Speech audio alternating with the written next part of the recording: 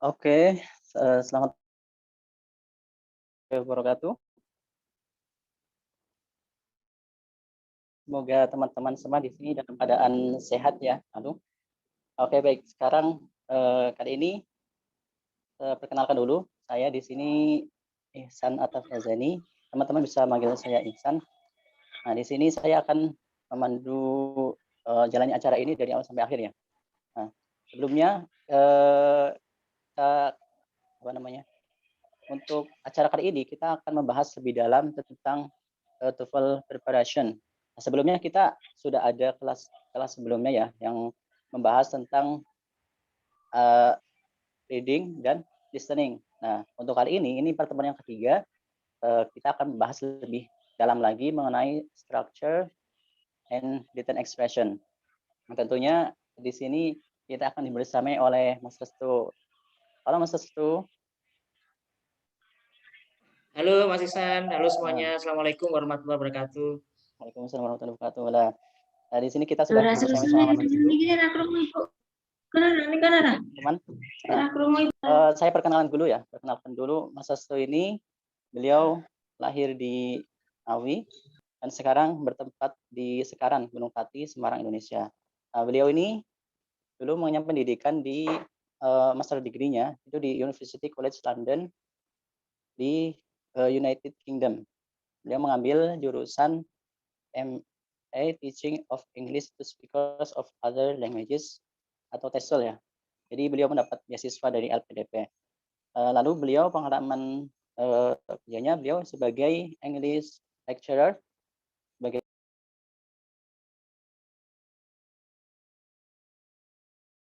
Tiga, ya sebelumnya kan fokusnya pada listening dan reading. Ya, bagi saya mungkin karena saya fokusnya di bidang pendidikan bahasa Inggris atau fokus di bahasa Inggrisnya, sehingga bagian ini menurut saya paling mudah. Nah, saya kira sebelum kita mengerjakan tes atau mengambil tes TOEFL itu, kita perlu evaluasi diri. Kira-kira kita itu yang paling kuat yang mana ya? Bagian listening, reading, atau ini structure and written expression. Mana yang kira-kira kita paling bagus? Nah, itu soalnya penting nanti agar kita nggak terlalu mengeluarkan tenaga besar ya untuk fokus pada semua kalau kita memang udah bisa menguasai salah satunya. Nah, biar kita fokus pada yang kita kekurangannya. Sama kayak saya dulu mempersiapkan IELTS. Dulu karena saya tahu IELTS-nya writing-nya masih kurang, saya lupakan dulu tuh yang lain ya. Listening, speaking, reading itu saya lupakan dulu. Saya berhari-hari itu fokus pada writing. Latihan nulis, awalnya ngetik di komputer, kemudian saya pindah ke tulis pakai pensil. Itu setiap hari saya lakukan.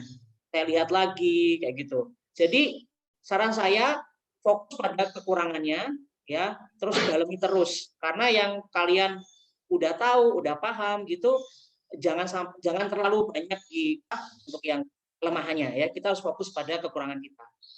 Nah, for your information, TOEFL ITP itu hanya ada satu jenis ya, dikeluarkan oleh lembaga resmi.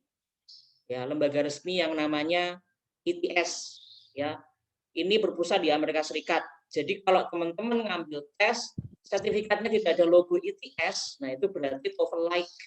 Misalnya teman-teman ambil tesnya di Universitas Negeri Yogyakarta, itu berarti bukan resmi ya, itu TOEFL like uji coba. Sama kayak di UGM, misalnya kalau logonya UGM ya berarti masih TOEFL like. Tapi kalau logonya ini berarti itu resmi. Nah, harganya murah kok ya, nggak usah ambil yang TOEFL like, ambil yang asli aja harganya murah, terjangkau ya.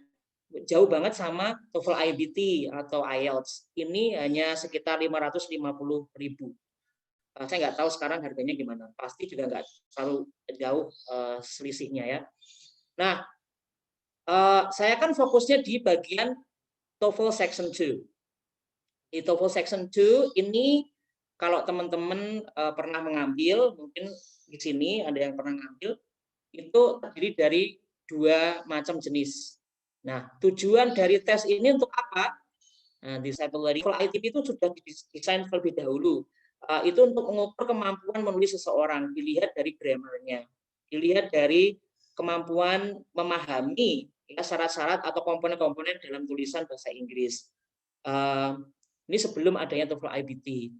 Jadi walaupun ini grammar ini ya, materinya, tapi ini bisa untuk mengukur kemampuan teman-teman. Nah, ini perlu latihan berkali-kali.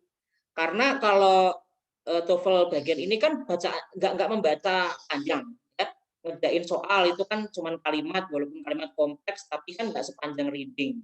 Sehingga saya kira 20 menit itu make sense lah. Ya. Ini perlu latihan aja, kebiasaan aja. Kalau sudah tahu strateginya, nanti saya akan share strateginya. Pak, saya kira nanti akan mudah untuk mengerjakannya. Nah, semua soal itu multiple choice atau pilihan ganda. Kalau TOEFL ITP memang 100% ya soalnya itu pilihan ganda, multiple choice.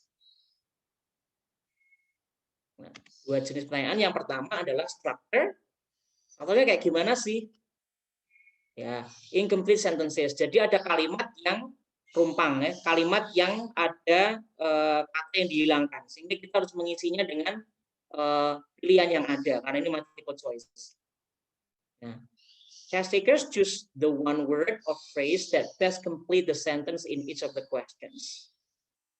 Contohnya misalnya, nih, in the past, lions bla bla bla common in many parts of the world. Nah, ini adalah pilihan gandanya. Oke, kira-kira jawabannya apa? Ada yang bisa menjawab? Mungkin teman-teman bisa jawab di komen ya. Ya, boleh dijawab di komen. Oke. Bisa minta tolong dibacakan, Mas. Biasanya nggak buka komen itu sih. Ya. Rata-rata jawabnya apa, Mas? Ada were. Oke, were. Oke, nah ini udah pada terbiasa nih mengerjakan ini nih. Ini kan kelihatan banget ya dari kata in the past. In the past berarti kan masa lalu kan, di masa lalu ya lions, singa. Kemudian ada kata yang lain misalkan once common. Nah kita lihat dulu common itu adalah kata apa? When itu tepat nggak kalau ditaruh di situ? Only. Nah sebenarnya kunci sederhananya adalah namanya soal itu pasti dalam bentuk kalimat. Jadi ketika kalian mengerjakan, kalian pastikan dulu ini benar-benar kalimat apa enggak gitu. Sehingga ketika memilih jawabannya, jawaban itu harus memenuhi. Ini harus menjadi kalimat gitu. Kalau pilihan itu dirasa enggak membentuk kalimat, itu salah. Nah, misalnya ini ya, namanya kalimat tuh kan minimal terdiri dari subject and predicator. Itu kalau dalam bahasa Inggris. Bahasa Indonesia subject and predikat. Nah, ini tinggal subjeknya mana? Lions kan, karena in the past itu keterangan waktu. Lionsnya subjek. Nah, setelah itu apa? Common itu bukan kata kerja, ya. Common itu umum, ya. Bukan kata kerja, sehingga kita perlu mencari kata kerja. Nah, kata kerjanya nggak ada dalam pilihan. Berarti ini kata kerja istilahnya adalah kan kata kerja. Kalau dalam bahasa Inggris itu ada jenis kata kerja linking ya, linking verb gitu. Kalau dalam bahasa Indonesia mungkin kita bisa tahu, contohnya misalnya saya adalah mahasiswa gitu. Nah itu kalimat dan tidak ada kata kerjanya kan, adanya adalah, saya adalah mahasiswa. Nah adalah itu adalah linking ya, linking verb. Nah sehingga di sini jelas jawabannya yang A karena itu linking verb. Nah, misalnya gitu ya. Ini contoh sederhananya, nanti kita akan membahasnya lebih dalam. Ini structure, bentuknya seperti ini. Kalimat rumpang, kita diminta untuk memilih jawaban biar bisa membuat kalimat itu lengkap dan masuk akal, bermakna. Oke. Sekarang berikutnya adalah written expression. Sentences with highlighted words or phrases. Jadi ada kalimat, dalam kalimat itu ada kata yang digarisbawahi. Enggak cuma kata ya, kadang juga frase. Nah, yang kata yang digarisbawahi ya, atau frase yang digarisbawahi itu adalah yang beberapa pilihan dan kita harus menentukan manakah yang salah. Bagi yang udah pernah mengerjakan pasti paham. Nah, there are 4 highlighted, dan pilihan ganda di TOEFL ITP itu cuma 4 pilihan, sehingga nggak lama. Oke, contohnya misalnya ini. A large number of automobile parts are now made of plastic instead of steel. Ayo kira-kira di sini siapa yang bisa menjawab? Ada yang jawab B. Oke, Terus yang lain mungkin. ada yang bisa menjawab atau ada yang jawabnya lain? Nah, saya kira kalimat ini jelas ya. Ada lagi yang jawab B juga. B juga, oke bagus, itu udah bisa ya. Tapi cuma nanti kita perlu strateginya. Ya, strateginya biar mengerjakan cepat selama 20 menit itu gimana. Nah, itu jawabannya B, betul. Karena apa? Gampang sekali ya. Itu kan a large number of automobile. Harusnya kan itu adalah plural ya, it's not singular. Apalagi setelah part itu ada kata are. Are itu kan menunjukkan bahwa subjeknya itu pasti lebih dari satu. Harusnya itu ada S-nya ya, parts. The correct choice is B. Oke. Nah, kita lihat strateginya. Sebenarnya sih kalau kita pelajari buku TOEFL ITP terbitan Longman atau apa namanya Pearson misalnya, itu kalau kita mempersiapkan TOEFL section bagian kedua ya, itu pasti banyak sekali materinya. Sampai berapa halaman? Saya lihat itu sampai ada 30 atau 40 halaman. Nah, saya hanya menyimpulkan ternyata tidak semua yang harus kita benar-benar tekuni gitu. Tapi yang paling penting adalah bagi mereka terutama yang tidak terlalu mendalami grammar yang benar-benar gitu ya. Nah, jadi saya simpulkan hanya beberapa materi yang perlu kita kuasai. Hanya beberapa materi yang kita kuasai. Ini yang saya simpulkan. Nah, learn and practice the following brief grammar material. Apa aja itu? Parts of speech.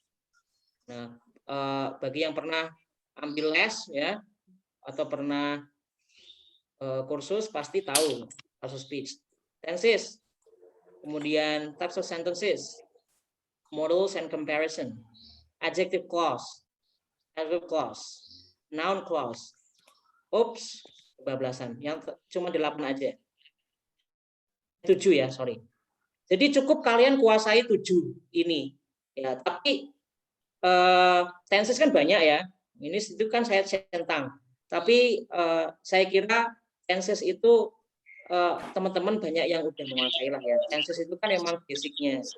Kayak misalnya kalau kita berbicara mengenai hal yang lampau gimana, atau yang baru saja terjadi itu gimana, terus yang sedang berlangsung itu gimana. Saya kira teman-teman sudah pernah pelajari ini di sekolah ya, dari SMP SMA dulu pernah diajarkan, dan kalaupun kalian ambil kursus pun pasti ini adalah basic ya.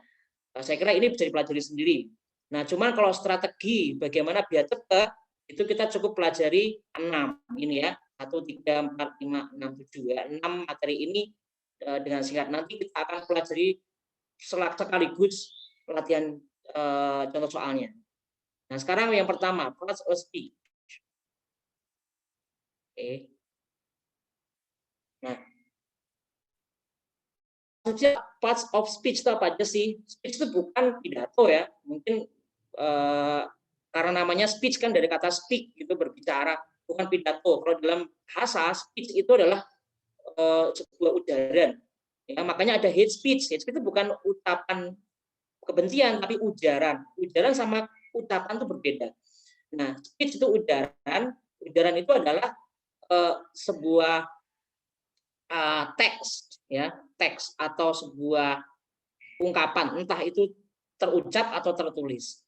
Nah, bagian-bagian dari ujaran itu apa aja? Ini dia. Kalau teman-teman menguasai atau mengetahui, oh ini adalah noun, oh ini pronoun, ini verb, pasti nanti akan mempermudah seterusnya.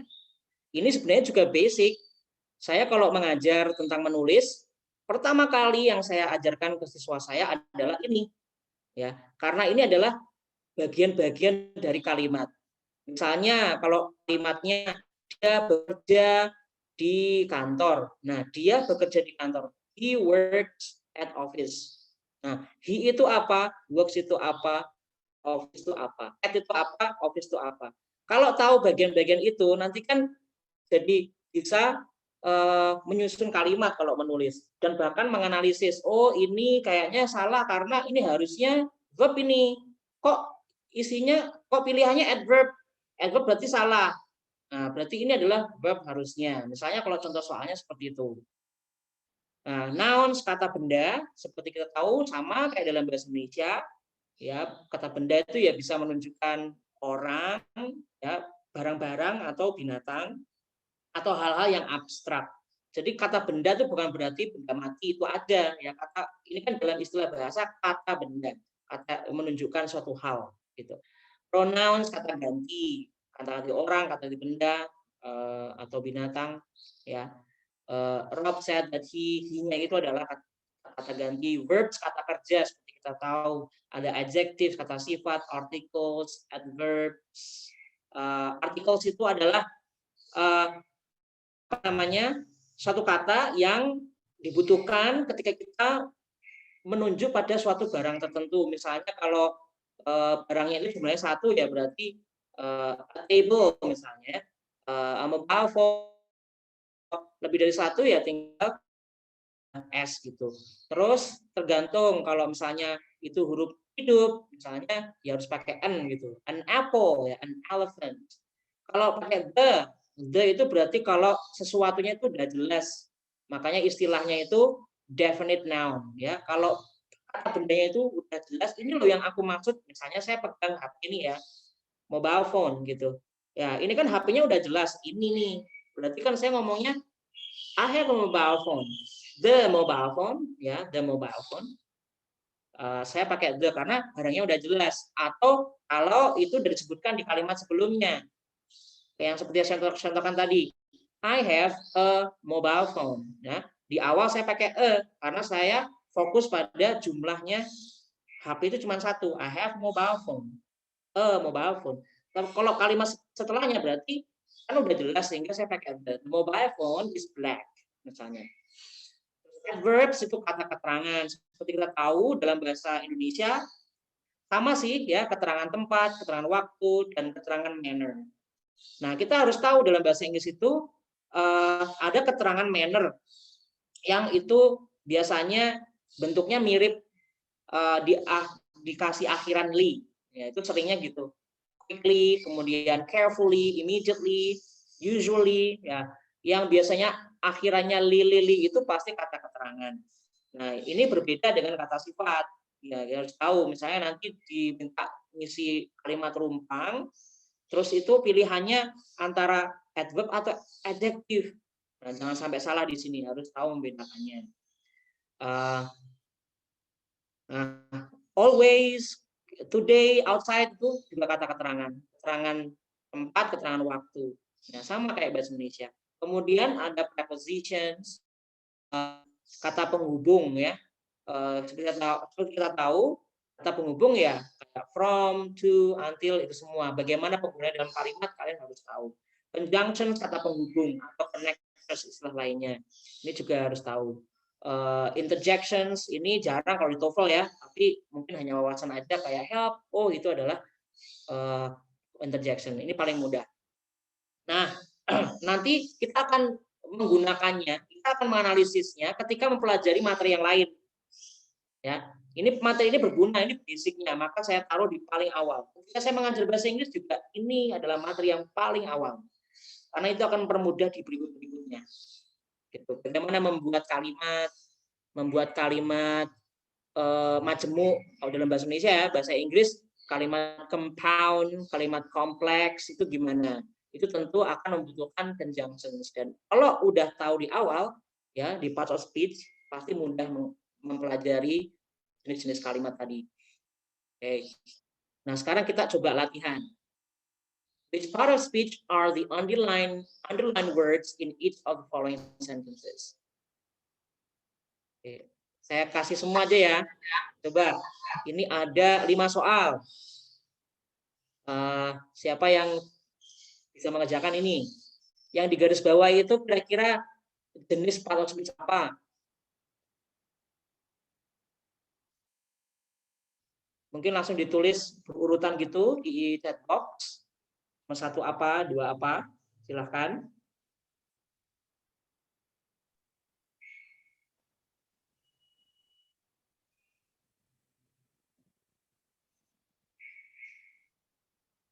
Tapi terlalu banyak ya. Gak apa-apa, dicoba dulu.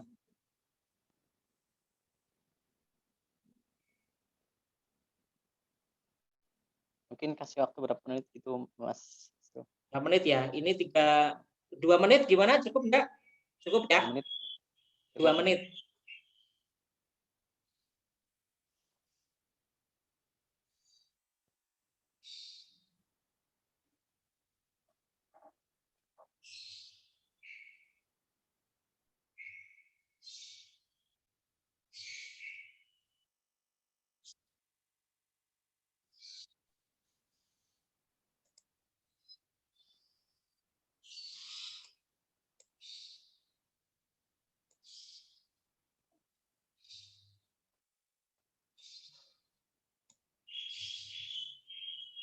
Ini udah ada yang jawab.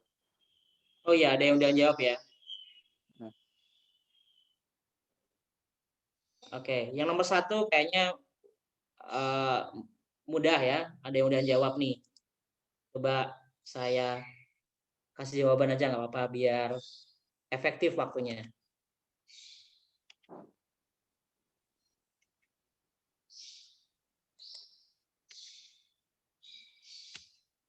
Ya. Oke, betul jawabannya? Adjective, preposition, pronoun. Adjective, preposition, and pronoun. Ini gampang sih ya. Kalau passive speech ini hanya saya kira buat teman-teman yang udah belajar ini review. Dan ini harus istilahnya ngelontok gitu kalau kita mau ambil tes TOEFL dan pengen skornya tinggi. Oke. Oke. Tadi kan waktunya 2 menit ya Mas Isan. Saya langsung kasih jawabannya aja ya. Oh iya Mas. Oke. Nah, interjection. Oh, itu article, tempo itu noun. Think itu verb, kata kerja. Hunting berpikir.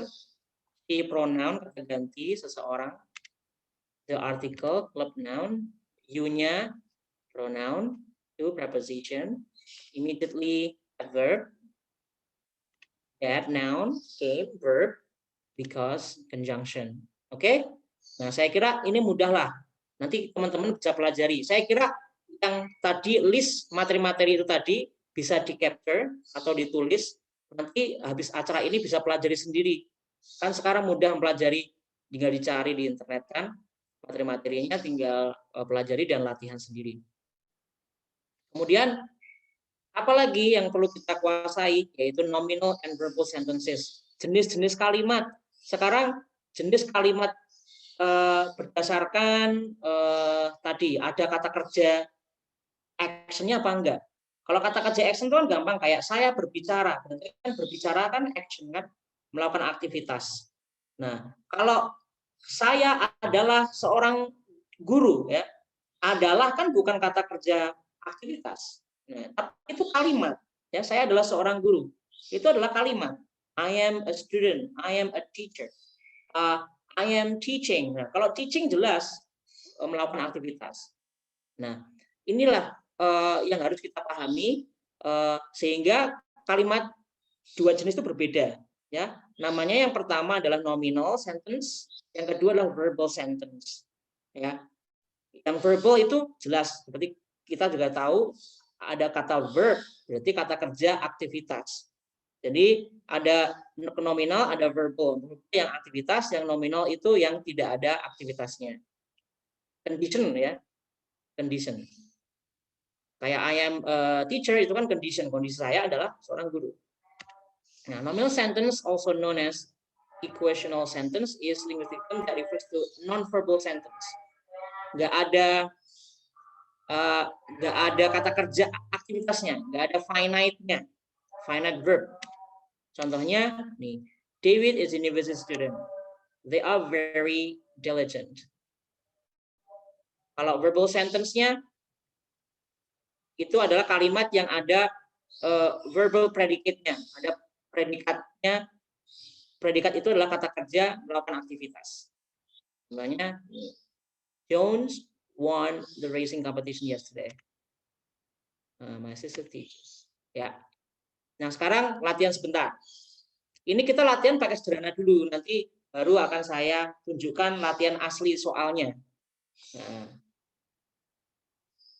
Nah, dari soal ini kira-kira coba kita tentukan nih manakah yang merupakan kalimat nominal dan verbal. Nomor 1 gampang ya. Ini adalah kalimat nominal ya, karena nggak ada aktivitasnya. Itu adalah condition. Mr. Smith is our lecturer. She can come. Ini gampang. Jenis kalimat apa ini? Kalimat verbal. Ya, karena di situ ada kata come, datangkan aktivitas. Number 3, are you sure about the answers on the test?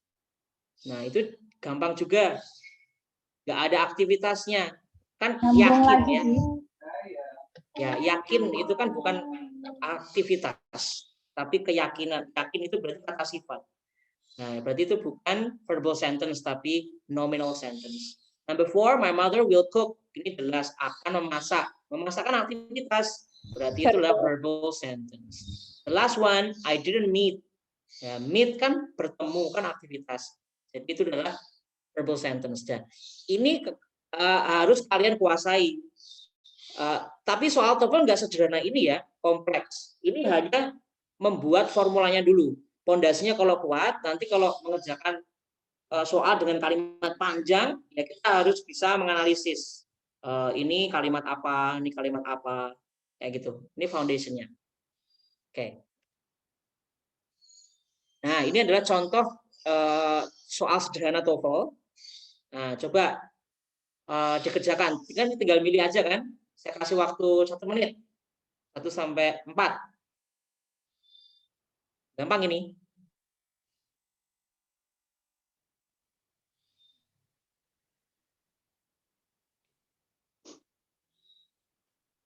Menit ya, dijawab di chat box ya.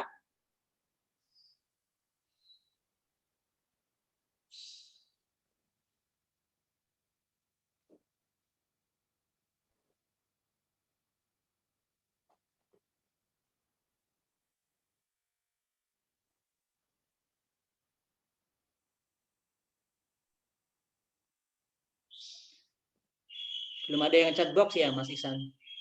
Belum ada, Mas. Belum ada. Belum ada. Oke. Udah ada nih. Udah ada. Ini ada nih. B. Oke. B. Itu bagus. Betul semua. Bagus ya. Ini saya anggap ya teman-teman itu udah paham tenses ya. Ini tinggal kalimatnya aja. Kan tadi kalau ini tense-nya kalau kalimatnya ini ya konteksnya ini pasti tahu tense-nya apa. Terus harusnya subjeknya kalau 1, predikatnya harus gimana.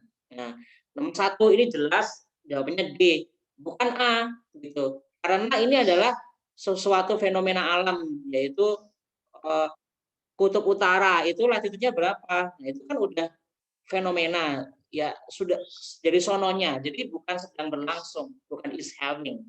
Ya, tapi yang D, has. Dan bukan C karena notebook cuma 1. Number 2, the assigned text for history class. Nah, ini kan juga suatu hal yang pasti, yaitu tugas yang udah ditandatangani pasti yang itu. Berarti nggak sedang berlangsung. Ya, bukan tanda tangan ya, teks yang ditugaskan, ya teks yang ditugaskan. Ini jelas jawabannya B karena teksnya cuma 1 dan ini juga tidak C ya, karena ini udah dari sononya yang di teksnya itu yang itu bukan sedang berlangsung kayak gitu. Nomor 3, those applicants, ini juga gampang jawabannya B jelas. B itu salah kalau has. Yang 1, 2 itu jenis structure, yang nomor 3, 4 itu jenis written expression. Nah, yang written expression itu kita mencari kesalahan. Nomor 3 itu jelas has itu salah karena applicants-nya jumlahnya lebih dari 1, ada s-nya. Harusnya have. Nomor 4 ini juga B, been itu salah karena sebelum been itu ada will. Nah, will itu harus diikuti dengan finite atau tidak ada bentuk macam-macam. Misalkan ya will work gitu, nggak boleh will work gitu ya. Atau be misalnya ini ya, ini nggak boleh will been tapi will be. Kalau been, berarti kan itu been itu bentuk ketiganya dari be. Ya, bentuk ketiganya dari to be ya. Harusnya itu have ya atau has ya. The exam has been. Nah, kayak gitu. Oke. Ini contoh sederhana. Next.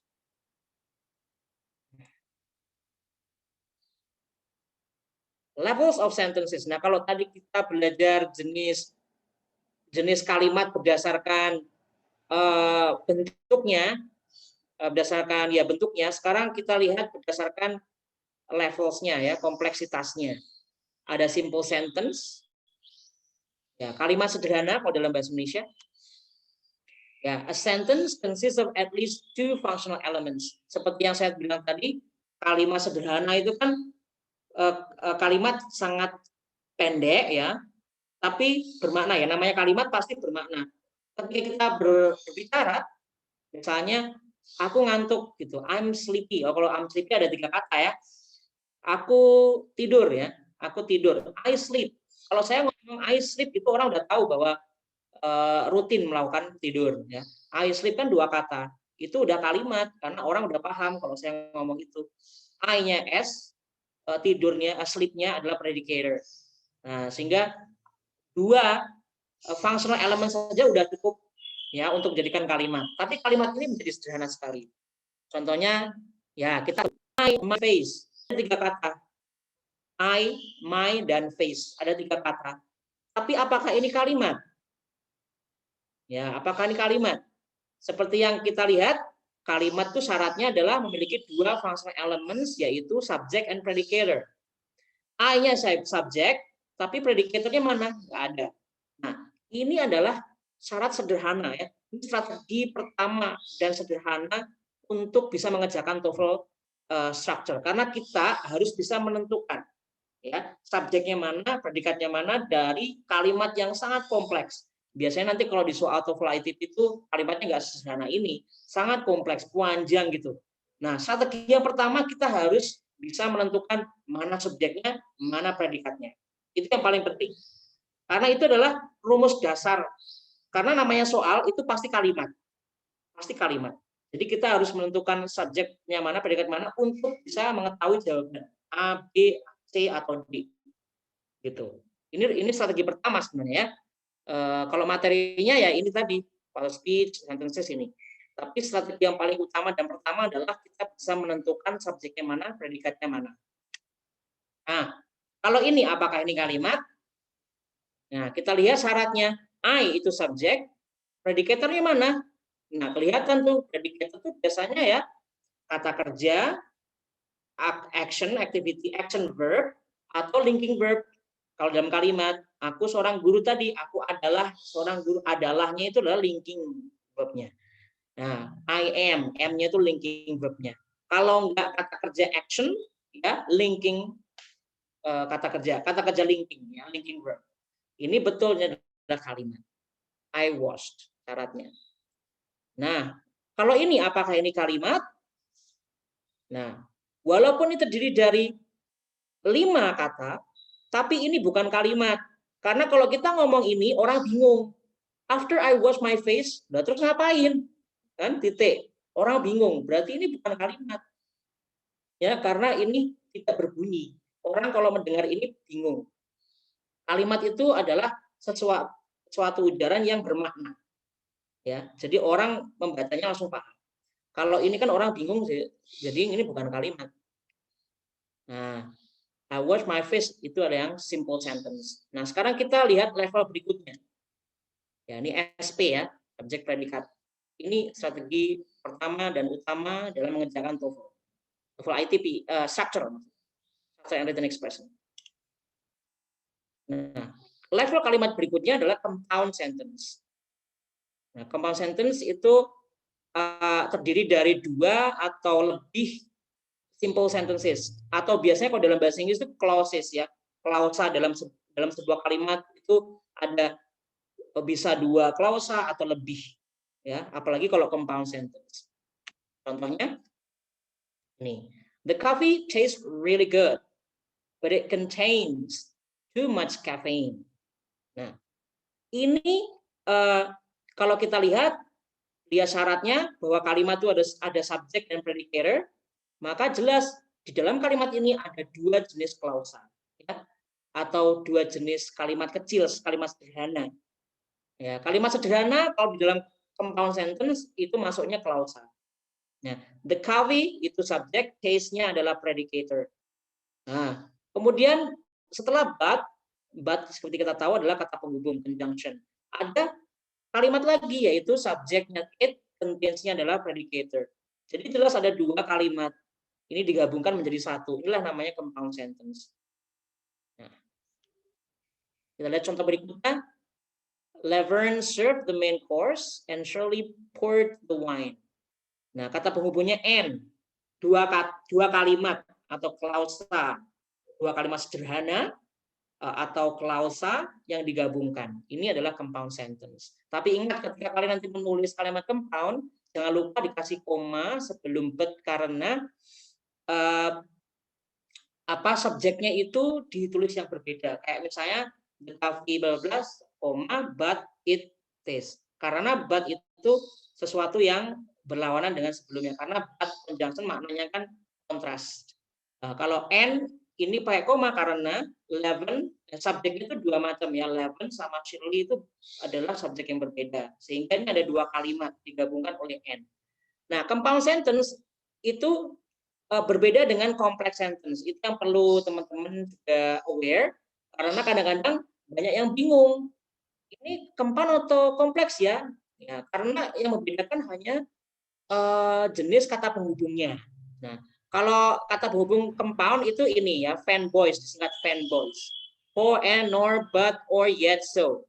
Nah, selain dari conjunction-nya, jenis conjunction-nya, kita juga bisa melihat perbedaannya. Kalau complex sentence, nah, langsung aja saya perlihatkan. Kalau complex sentence itu pasti ada klausa yang tidak bisa berdiri sendiri. Ya, klausa yang tidak bisa berdiri sendiri. Kayak gimana sih? Nah, independent clause and at least one dependent clause yang nggak bisa berdiri sendiri. Contohnya nih, Martina laughed. Ya, Martina laughed. Martina tertawa. Ketika kita ngomong Martina laughed, orang udah paham, oh Martina tertawa. Tapi kalau kita ngucapin gini, when her mother dropped a PKW bla bla bla, orang pasti bingung. Tiba-tiba when her mother dropped ini terus loh maksudnya apa? Ketika ini kok nggak diterusin? Nah, berarti ini adalah dependent clause. Dependent clause. Dan kata penghubungnya adalah when. Nah, atau when bisa ditaruh di depan ya, bla bla bla Martina laughed. Because juga sama ditaruh di depan atau bisa ditaruh di tengah.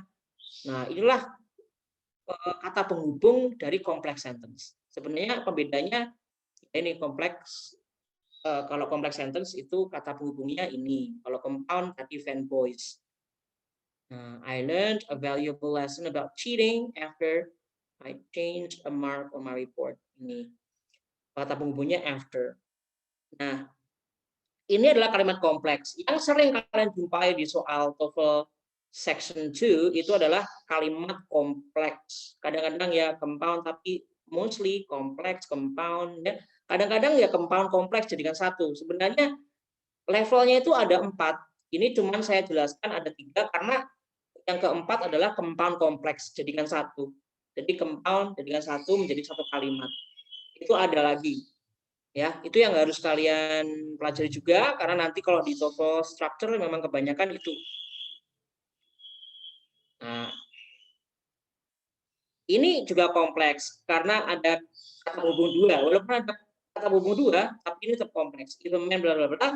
Nah, kalau compound kompleks, kata berhubungnya yang miliknya compound di dalam kalimat itu kemudian dihubungkan dengan kalimat berikutnya yang menggunakan kata berhubung milik kompleks. Ya, jadi ada compound complex sentence, cuman nggak saya tulis di sini. Karena saya yakin teman-teman bisa meneruskan. Ini kalau kita belajar section 2 memang sebenarnya bisa langsung belajar menulis dalam bahasa Inggris karena memang bagian kedua itu ditujukan untuk mengetes orang mampu nggak menulis gitu sih, ya, membuat ujaran. Oke, berikutnya, oh ya, ini belum saya, oh ya, ini adalah passive sentence. Nah, ini banyak siswa yang terjebak, kadang-kadang menganggap bahwa kalimat itu past tense, karena ada kata ed-nya ya, misalnya apa ya, watched gitu ya, dikira watched gitu di awal kalimat ada movie, the movie has been watched gitu, dikirain itu kalimat aktif tapi lampau gitu ya karena watched, padahal itu kalimat pasif. Ini harus hati-hati ya. Rule-nya saya kira teman-teman paham, cuman barangkali lupa. Ya.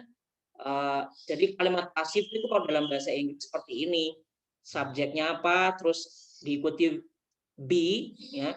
Misalnya tadi ya, movie-nya sering ditonton, the movie kan subjek, terus be-nya apa, is, karena movie satu jumlahnya, the movie is, selalu, always.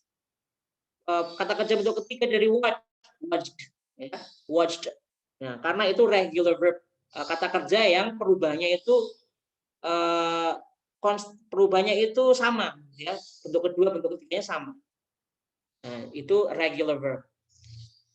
Contohnya, nih, the passive voice is frequently used. Subjeknya adalah the passive voice, be-nya is, use-nya bentuk ketiga, kata kerja bentuk ketiga.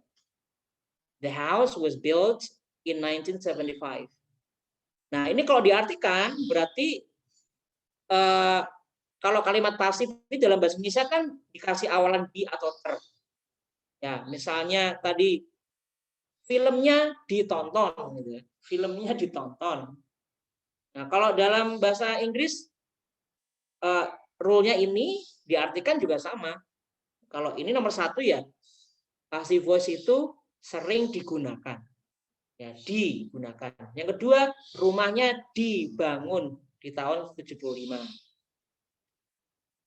The road is being repaired. Nah, ini bentuk jenis yang mungkin jarang sekali dipakai orang Indonesia. Kalau aku sedang nonton film, terus aku ngomong, filmnya sedang ditonton. Nah, ini yang ketiga, the movie is being watched. Kalau sedang berlangsung, ya, atau present continuous tense tensesnya. Kalau sedang berlangsung, ya bentuknya ada being-nya. Being itu untuk menggantikan ing. Nah, all the cookies have been eaten. Kalau ini adalah sudah terjadi, have been eaten, baru aja terjadi, telah dimakan. Oke. Ini hanya contoh sederhana. Nanti akan ada latihan yang sesuai dengan soalnya di TOEFL, itu lebih kompleks. Tapi kalian harus aware dengan materi passive voice. Contohnya ini, nomor 1 sampai 3. Silakan, biasanya tidak banyak berbicara, teman-teman kerjakan. Nomor 1 sampai 3. Ini kayaknya cukup 60 detik ini bisa ini. Karena cuma 3 soal. Iya, Mas.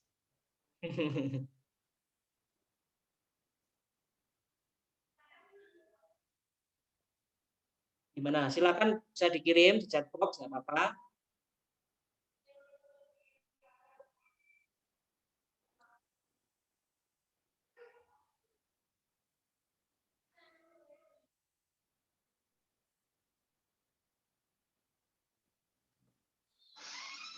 Oke. Udah?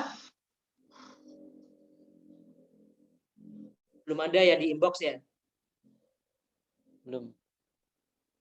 Belum ada. Oke. Tunggu bentar. Mungkin nomor 1 ini ada yang agak bingung mungkin ya. Karena ini memang dalam bentuk pasif, tapi lebih ke vocab ya, vocabulary.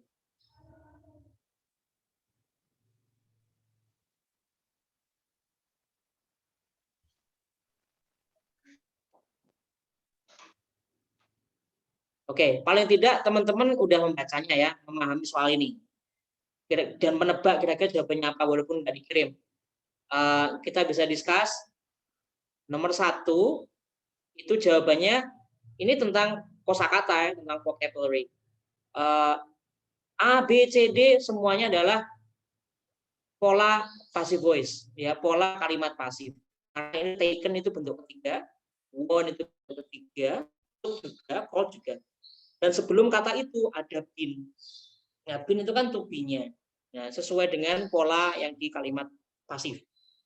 Nah, semuanya betul kalau grammarnya, tapi kalau maknanya ini ada yang nggak tepat ya. Yang tepat cuma satu, yaitu yang C, put off.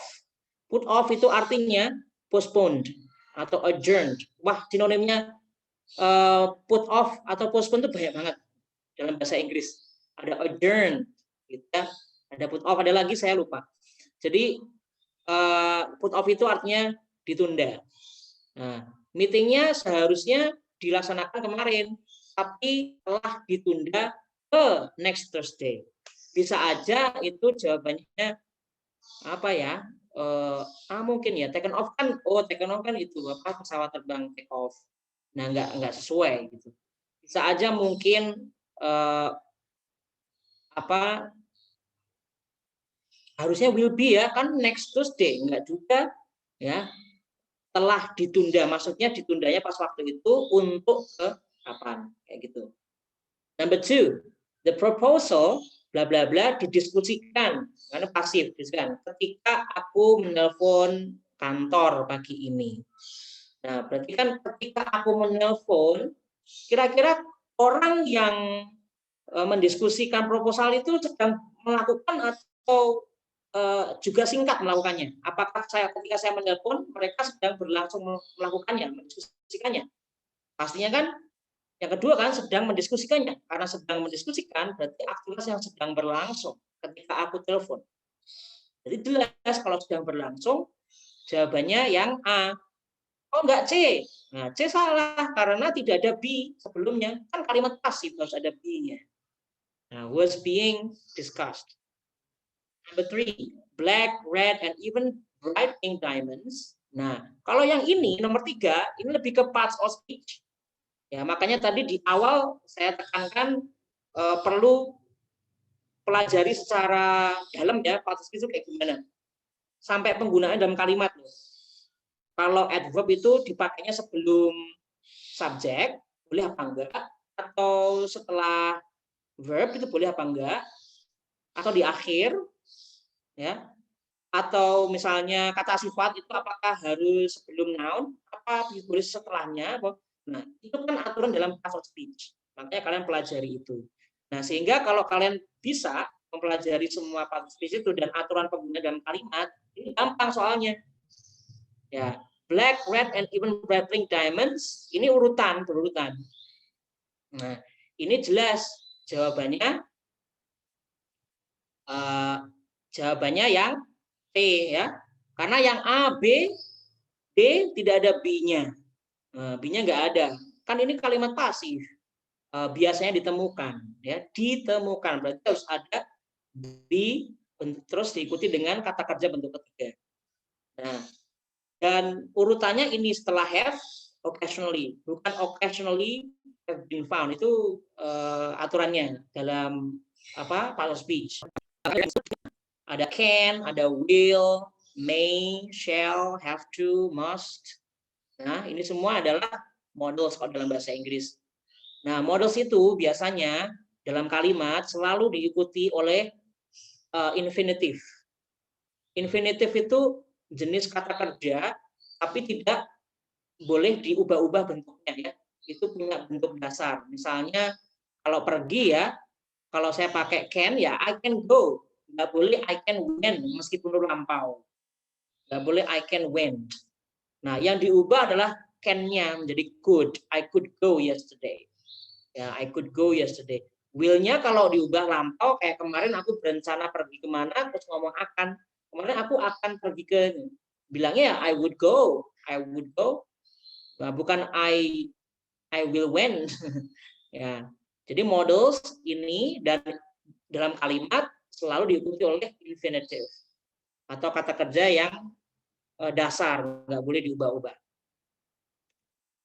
Oke. Rule-nya ini ya, seperti yang saya bilang tadi. Sekarang kita lihat contohnya. Ya, Jenny thinks fast. Think is a verb. Ya, Jenny can think fast. Jenny itu kan jumlahnya satu, ya singular, maka thinks-nya pakai s. Ya, itu kan aturan dalam tenses ya, present simple tense itu kan jelas. Kalau subjeknya satu, maka verbnya itu ada s-nya. Jenny can think. Think-nya nggak pakai s, walaupun Jenny itu satu, karena ada can.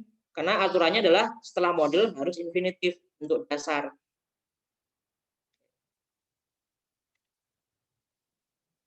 Nah, ini contohnya. Tentukan manakah kalimat yang correct, manakah kalimat yang incorrect. Kalimat yang benar sama manakah kalimat yang salah. Gampang ini. Nomor 1, betul apa tidak? Mungkin bisa klik apa ya, jempol kali ya. Kalau yang ini kalimatnya betul. Nomor 1 itu betul atau salah? Kalau salah mungkin apa ya, tanda apa ya, simbol apa itu di Zoom. Oke, kalimat 1 betul apa salah?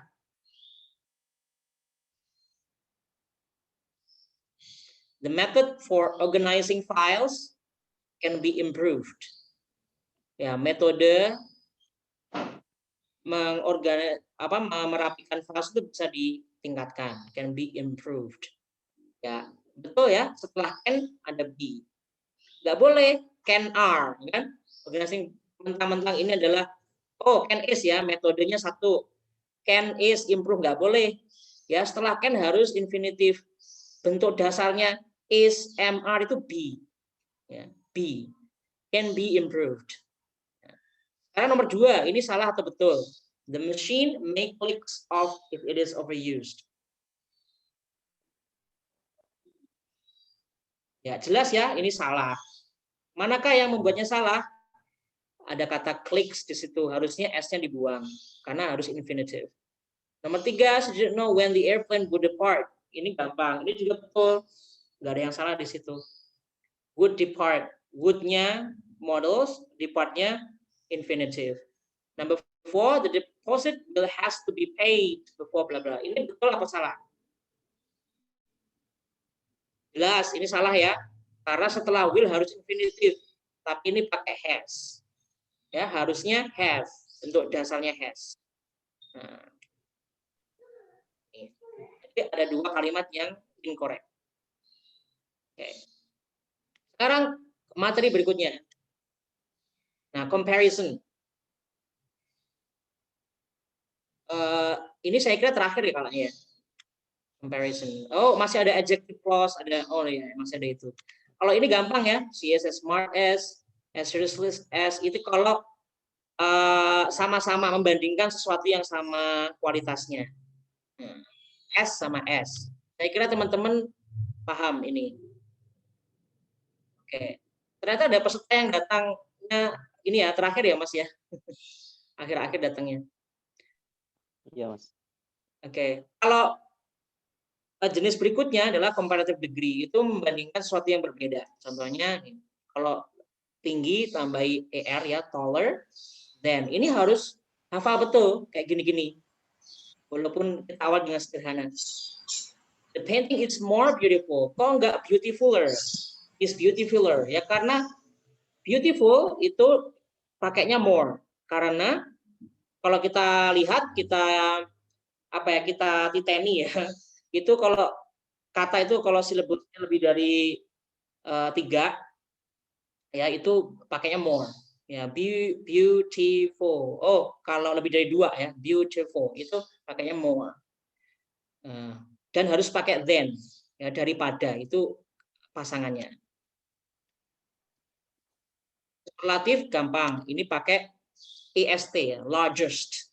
Dan biasanya itu harus pakai the sebelumnya. The largest tree.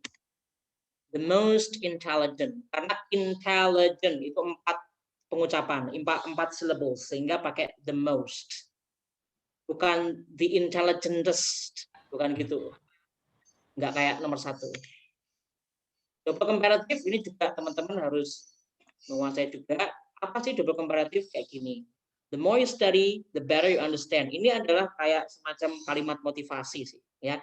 Barangkali ini juga ada di TOEFL ya. Ada kayak gini harus bisa. The more you study, semakin artinya semakin kamu banyak belajar, semakin lebih baik kamu mengerti. The more time you spend, the more fluent. Kayak gini, the less. Ini harus dipahami. Double comparative degree. Ini bisa dicari di internet dan bisa dipelajari sendiri juga. Nah, contohnya ini. The speed of light is. Nah, manakah yang betul? Nomor yang A. Yang A mungkin kayak betul, ya, tapi kok nggak ada then-nya. Nah, yang mana yang ada then-nya? Yang B, ya, much faster than. Kalau yang C, the fastest, itu harusnya nggak ada yang menandingi. Ini kok ditandingi dengan the speed of sound. The fastest of any sounds, gitu baru. Nah, ini dibandingkan sama kecepatan suara. Berarti kan nggak mungkin kalau paling cepat. Nomor 2, the use of detail is. Nah, kalau ini baru. And almost often employ this method. Ini baru paling. Ya, manakah yang menunjukkan paling? Antara C dan D. Nah, seperti yang saya bilang tadi, biasanya itu pakai the, diawali the. Berarti yang C salah, yang D betul. The most common method. Nah, ini written expression-nya. Nomor 1, yang salah mana kira-kira? Certain types of snakes have been known to survive fast more as a year long. Okay. Survive fast more as a year long. Ini sorry ya, D-nya itu harusnya di garis bawah itu. Oke, siapa yang bisa jawab? Ini ada yang ngechat nih. Oke. C. Oke, C. Ayo, siapa lagi yang mau chat? Ngasih jawaban. Don't worry, nggak akan saya mention namanya. Jadi nggak malu kalau salah ya. Oke. Nggak ada? Nah, Ada lagi jawab C juga. nggak C, Mas Iksan kalau jawab. Nah, 1 ada yang jawab D. Ada yang jawab D, ada yang jawab C. Nah, oke. C lagi.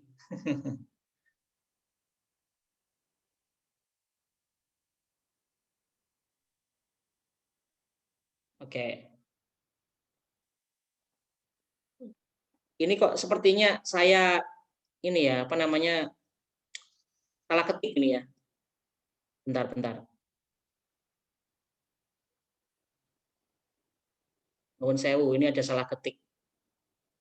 Saya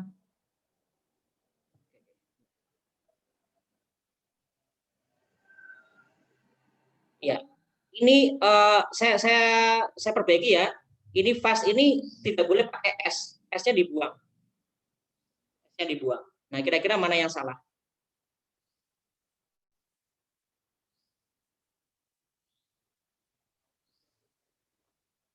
Ada yang jawabnya A. Oke. Ini S-nya dibuang ya. Mungkin tadi yang menjawab C bisa berpikiran ulang. Ya, ini salah ketik. Mungkin saya terlalu cepat ngetik jadi itu tambah S. Nah, certain types of snakes have been known to. Ini nggak ada yang salah ya. Ya, mungkin ada yang berpikiran jawabannya A kok nggak ada D-nya. Tidak semuanya ada off. Yang kita lihat tuh kalau ada off ada D-nya di awal. Tapi tidak semua kalimat tuh kalau pakai off ada D-nya. Ya, karena ini adalah tipe-tipe umum. Ya, kalau the itu khusus sudah jelas bendanya apa. Ya, certain types of snakes have been known juga udah betul kalimat pasif. To survive fast ini nggak pakai S. Jadi C betul, yang salah adalah S ini. Harusnya gimana? Survive fast more than, ya, more than. Karena fast ini bukan kata sifat. Ya, fast ini adalah kata keterangan dengan cepat. Ya, to survive dengan cepat. Lebih dari, ya, more than a year long. Nah, jawabannya yang apa? Yang salah S. Nomor 2 sekarang. The grizzly bear, which can grow up to 8 feet tall, has been called a more dangerous animal of North America.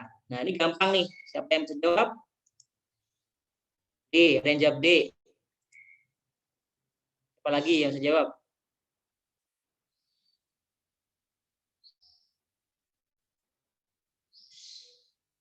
Oke, nggak ada yang jawab lagi? Nggak ada yang chat box? Nah, ini gampang ya. Jawabnya betul. D. Ya, karena apa? Ini of North America. Tidak ada pembandingnya. Kalau kita menggunakan more, ya sama kayak nomor 1 tadi. Harus ada than pasangannya. Then. More than. Kalau ini ada a more dangerous animal than dong harusnya. Then pada siapa lah? Ini nggak ada pembandingnya langsung of North America. Berarti ini adalah paling berbahaya. Ya, harusnya the most dangerous animal of North America. Harusnya gitu. Nah, ini masih sederhana ya. Belum yang murni persis kayak di TOEFL section 2. Kita lihat, kita pelajari materi berikutnya. Karena kita juga mengefektifkan waktu. Adjective clause. Ini sering banget keluar soalnya. Saya harus menyampaikan ini. Ini materi ini bisa teman-teman latih juga sendiri. Ya, saya kira kalau kalian pengen bisa menulis dan berbicara bahasa Inggris, cukup materi 8 ini kok. Ya. 7 ya tadi ya. 7 materi ini kalian pelajari sendiri, kalian benar-benar latihan terus, itu udah syarat untuk bisa ngomong dan menulis. Adjective clause itu dependent clause that functions. Nah, maknanya ini, kita lihat contohnya aja biar lebih paham. Biasanya itu ada kata who, whom, which, that, whose. Adjective clause biasanya menggunakan relative pronouns. Ini adalah daftar relative pronouns-nya yang dalam bahasa Indonesia diartikan yang. Misalnya, kemarin aku bertemu orang yang mengendarai mobil mewah, misalnya. Ya, orang yang. Kalau saya ngomong tentang orang, yesterday I met a man, yangnya pasti who, ya kan? Karena orang. Who has a luxurious car, misalnya. Nah, juga selain relative pronoun, menggunakan relative adverbs. Contohnya when, why, where. Contohnya misalnya, I don't understand where my wallet is. Ya, where my wallet is itu adjective clause. Artinya menggunakan when. Atau dibalik, when I when to answer the question is not clear, ya. When to answer is not clear. Ya. Adjective clause tapi berubah menjadi noun phrase. Dan kita lihat contohnya. Nah, ini contoh sederhananya. We know a lot of people. They live in Semarang. Ya. Sebenarnya noun adjective clause itu menggabungkan 2 kalimat sederhana. Ya, kita tahu banyak orang, mereka tinggal di Semarang. Ini kan bisa dijadikan satu.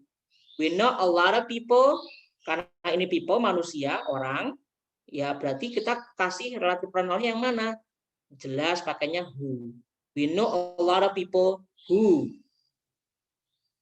live in Semarang.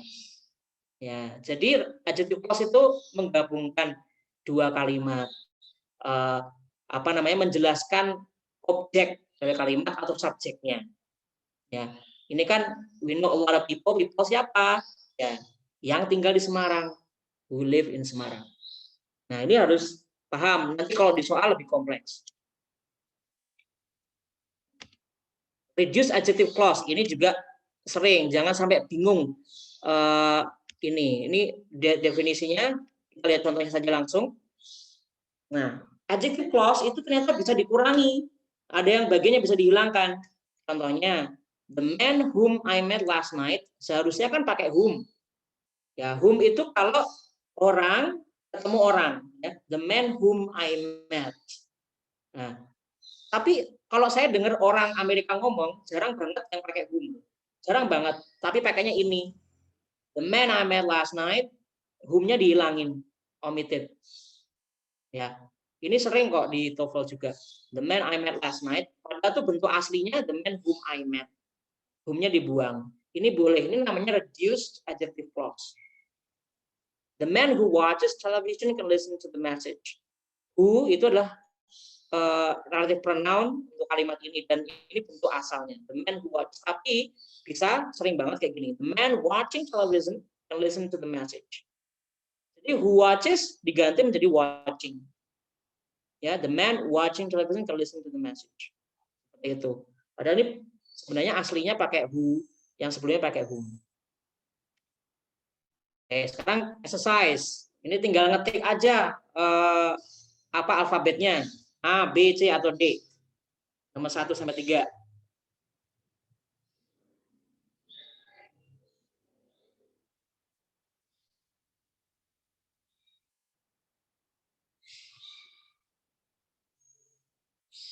The dolphins form extremely complicated alliances and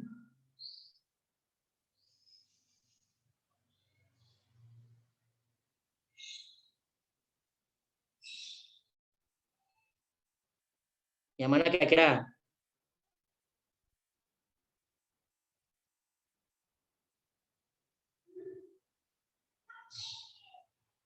Oke, ini ada yang jawab di box.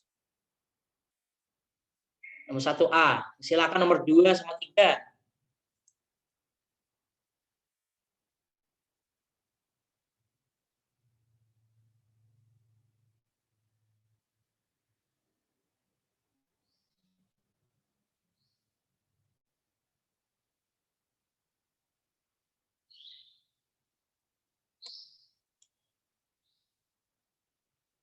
Nomor 2 D. Nomor 3. Oke. Oke.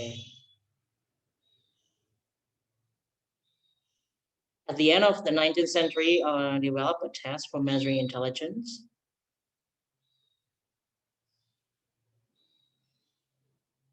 Oke.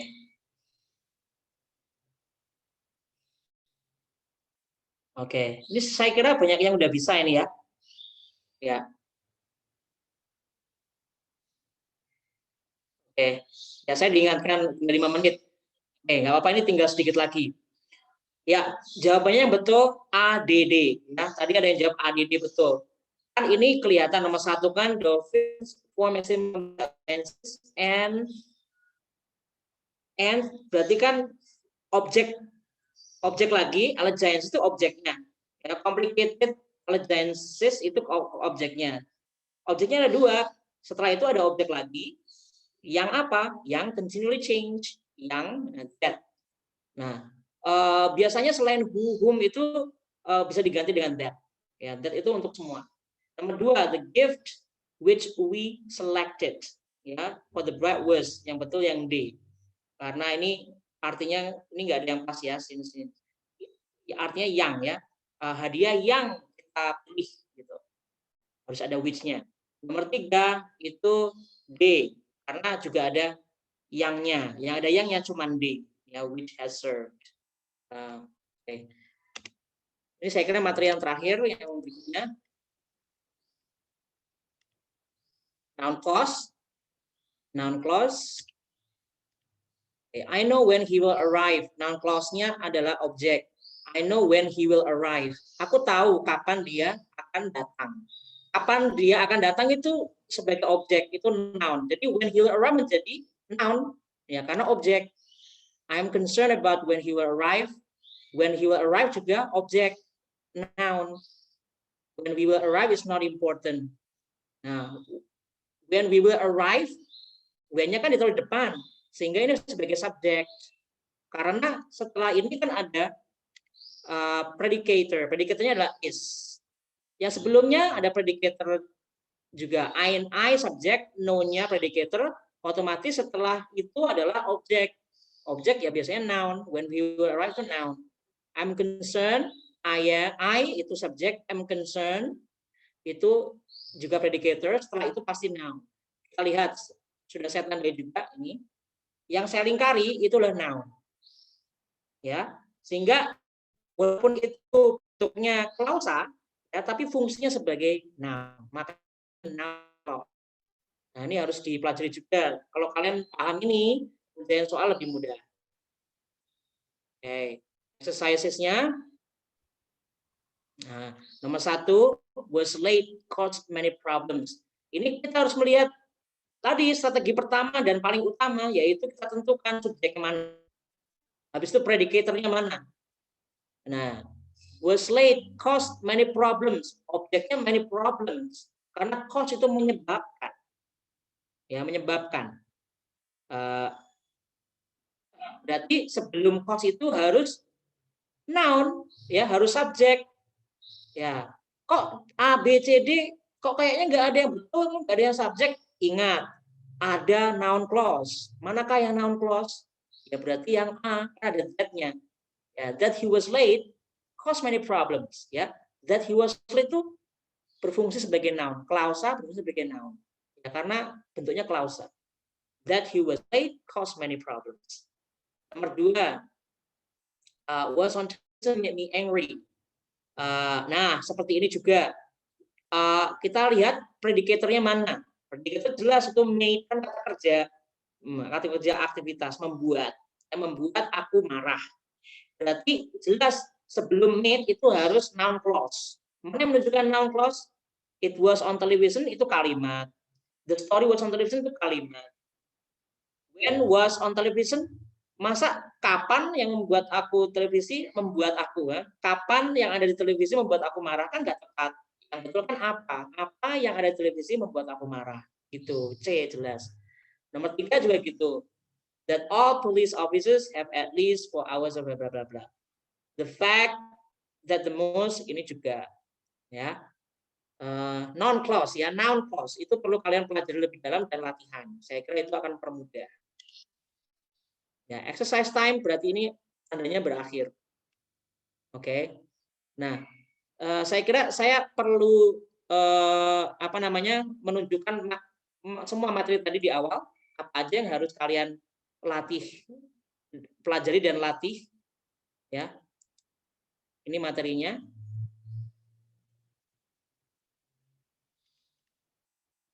Ya, silakan nanti teman-teman bisa pelajari sendiri setelah webinar ini. Mungkin kalau ada pertanyaan, Mas Iksan?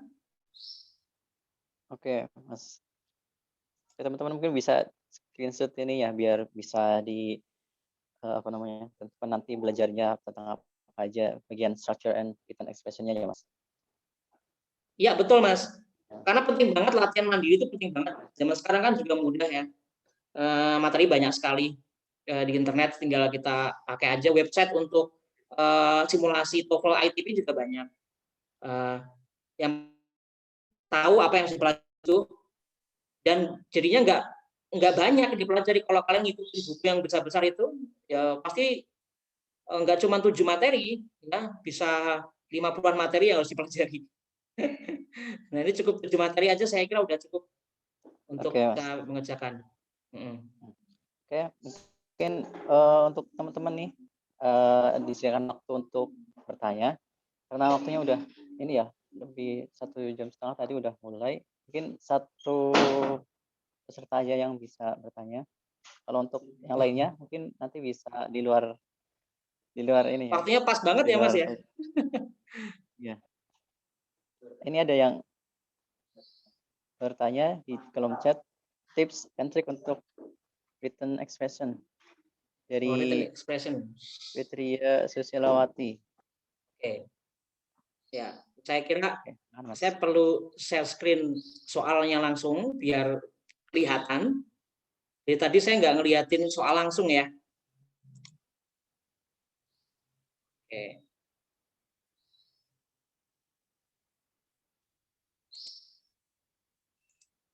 I will share another file.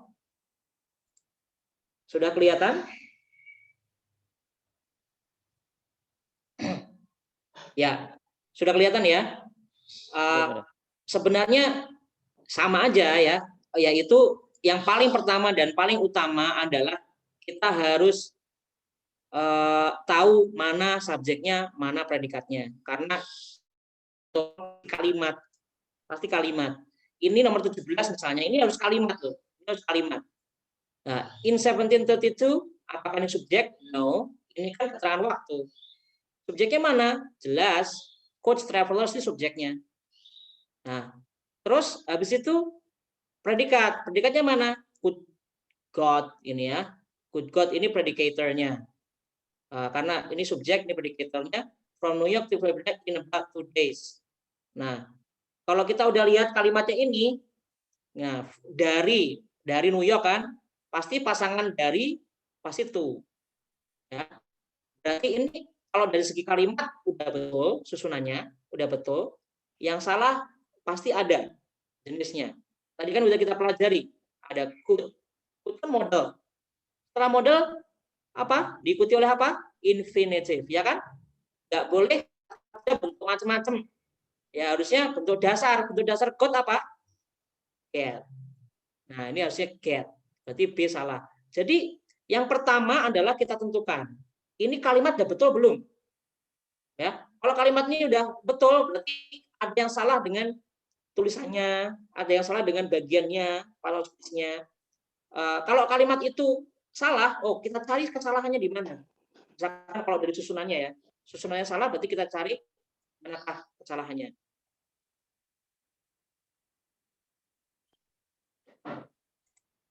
Oke, contoh berikutnya ini misalkan some of the district of Columbia on low-lying marshy ground.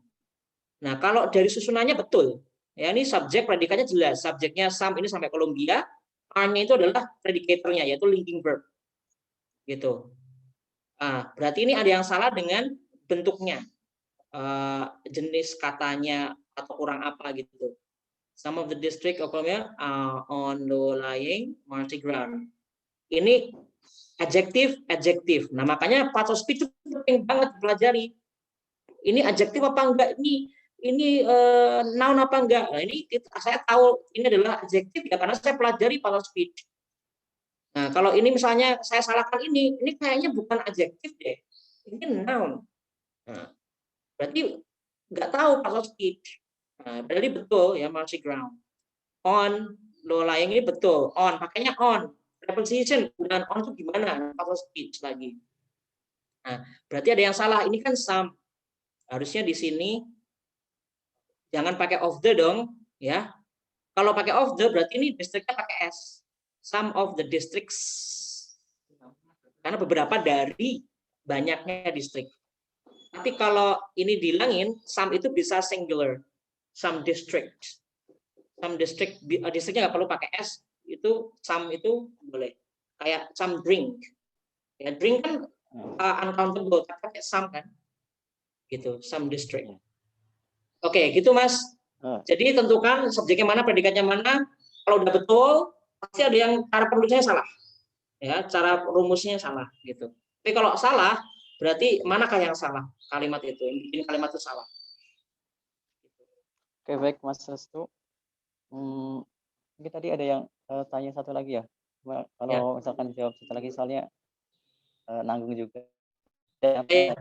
Masalah adjektif, adjective clause itu di soal TOEFL itu sering keluar atau bahkan nggak ada gitu, Mas? Sering banget. Itu soalnya dalam discourse ya, dalam istilahnya itu kalau dalam bahasa itu namanya discourses ya atau discourse.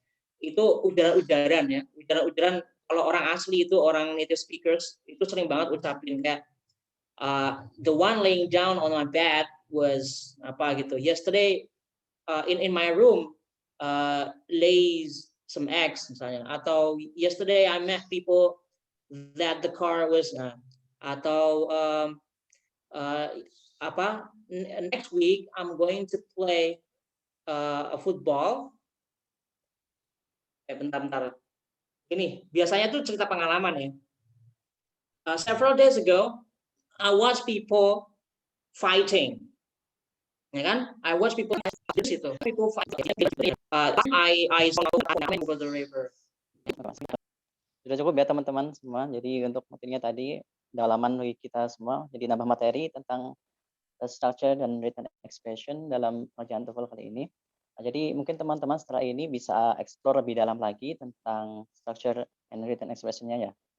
Karena nggak mungkin satu hal itu cukup untuk mempelajari semua hal itu ya Mas. Ya. Mas Iksan boleh interrupt sebentar. Itu Ya. apa nggak ada ini ya kayak semacam simulasi gitu di pertemuan ini? Nggak ada ya?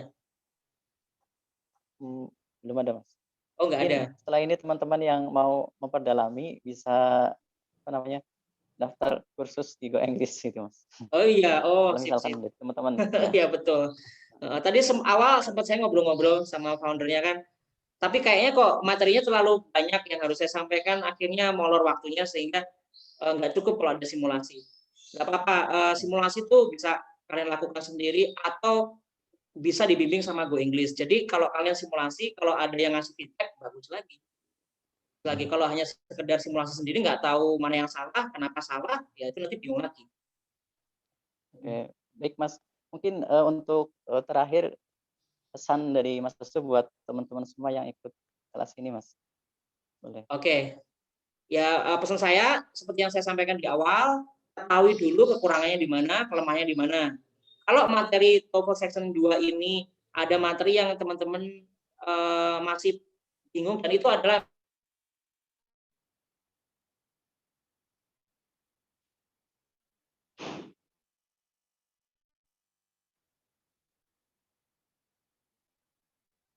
cari-cari tahu sampai kalian benar-benar bisa gitu. Terus kemudian tentu saja latihan soal ya. Saya itu dulu belajar materinya dulu. Kalau materi ini kan saya sambil belajar karena saya mengajar ini juga, sehingga mengajar sekaligus belajar. Jadi kalau menurut saya kalian pelajari materinya dulu. Tadi kan sudah saya singkat tuh ada 7 materi. Kalian perdalami dan kalian latih. Terus kemudian simulasi sendiri. Simulasi itu untuk membiasakan kalian mengerjakan tes. Kalian boleh tahu banyak hal dalam grammar, tapi kalau nggak terbiasa tes, ya strategi waktunya gimana, ini gimana, pasti jatuh, skornya turun. Saya dulu ketika kuliah, skor pertama kali saya nggak bisa nyampe 500 itu nggak bisa. Dulu masih 420, kadang 400 gitu. Pada itu saya kuliah pendidikan bahasa Inggris kan jurusan saya, tapi masih semester 3. Itu pertama kali ngambil TOEFL. Karena saya merasa, wah itu kan tes bahasa Inggris gampang lah, gitu kan anggapan saya. Ternyata kalau nggak terbiasa ya jatuh juga skornya. Sehingga penting banget untuk simulasi. Bahkan sampai kemarin saya mau ambil tuh di awal tahun 2020, saya masih uji coba tuh tes sendiri sampai skor saya 620, ya itu sampai itu kadang 600, 610 kayak gitu. Jadi mentok 620 belum naik karena bukan itu target saya, bukan target untuk tinggi-tinggian skor, yang penting memenuhi syarat untuk bisa daftar di sandwich program dulu. Ini simulasi ya, itu penting banget. Setelah kalian mempelajari semua materi ya top tipe-tipe soal sebagainya, itu kalian perlu simulasi berkala. Saya aja sampai 4 kali 5 kali untuk simulasi karena soal di tes yang asli itu belum tentu sama, pasti beda. Tapi dari materinya pasti sama lah, materi-materinya trik-triknya sama, kisi-kisinya sama. Oke, makasih Mas Restu untuk pesannya. Jadi itu ya teman-teman, banyak simulasi dulu dalam kalau misalkan mau ambil tes dan sebagainya. Oke, semua jangan lupa untuk mengisi link absen di kolom chat ya. Nanti kalian juga bisa isi untuk link sertifikatnya di situ. Di situ ada link sertifikatnya, silakan teman-teman bisa isi terlebih dahulu sebelum meninggalkan kelas ya. Baik, terima kasih pada teman-teman semua yang sudah join. Mas, PPT-nya bisa di-share, Mas. Saya nggak apa-apa saya share biar di-share ke ini para peserta. Iya, mungkin bisa. Kalau misalnya diperbolehkan. Ya bisa, Mas. Oke. Oke. Terima kasih sekali lagi buat teman-teman semua yang sudah mengikuti program Go English TOEFL Preparation Class. Ini adalah program terakhir dari TOEFL Preparation Class dari Go English. Saya harap teman-teman semua dalam yang sudah mengikuti kelas ini bisa mencapai tujuan yang kalian inginkan gitu. Bisa mendapat skor TOEFL yang sesuai dengan keinginan kalian semua ya. Amin. Oke, mungkin di sini saya Muhammad Isnatu Ruzani pamit undur diri. Untuk segala kesalahan kata dan kesalahan mohon maaf sebesar-besarnya. Terima kasih. Assalamualaikum warahmatullahi wabarakatuh. Ya, terima kasih Mas Ihsan. Waalaikumsalam warahmatullahi wabarakatuh. Waalaikumsalam warahmatullahi wabarakatuh.